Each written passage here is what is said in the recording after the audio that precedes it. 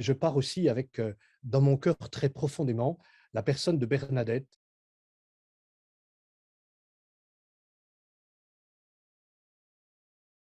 J'aurais vécu 3 années, à Lourdes qui ont été des années uniques, spécifiques, très marquées par, la crise sanitaire que nous avons traversée, qui est apparue peu de temps après que j'entre en fonction. Mais, cette crise que nous avons traversée a été l'occasion, me semble-t-il, de reprendre aussi bien les fondamentaux du sanctuaire que de développer des choses nouvelles.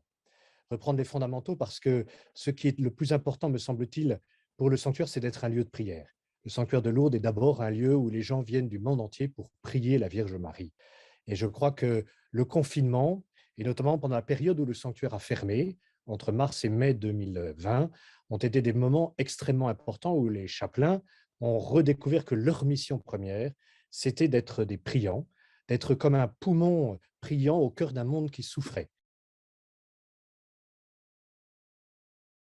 Elle nous a permis de nous rendre compte de ce qui demeurait un petit peu caché, notamment le fait que de nombreux pèlerins individuels venaient au sanctuaire et qu'on les voyait peu parce qu'ils étaient noyés dans la masse des pèlerinages organisés. Et que donc notre mission n'était pas simplement d'accueillir des pèlerinages organisés, mais également d'aller à la rencontre des pèlerins individuels qui ne connaissent pas forcément ce qui se vit dans le sanctuaire, mais qui peuvent découvrir et qui ont à découvrir la grâce unique de ce lieu. Et puis aussi, parce que les pèlerins ne pouvaient pas venir à Lourdes, il était important que le sanctuaire puisse aller à eux. La grâce de Lourdes ne peut pas s'enfermer à l'intérieur des grilles du sanctuaire.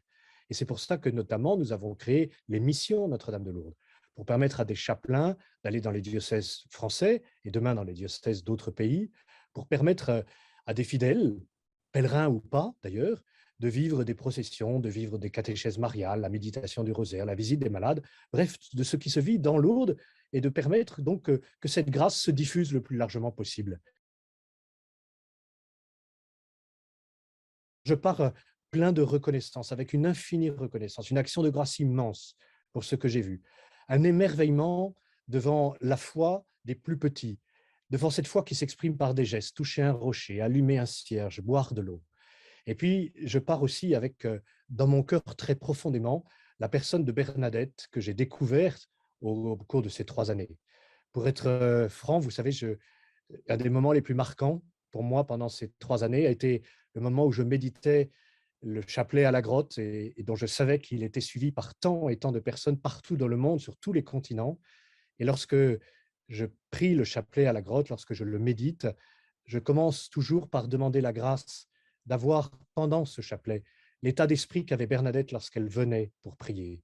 Et c'est cela qu'il est possible à tous de vivre à Lourdes, de venir à cette grotte et de déposer humblement ce qui fait le poids de la vie, de repartir assuré qu'à la grotte, Marie sourit à chacun, comme elle a souri à Bernadette au cours de chacune de ses apparitions.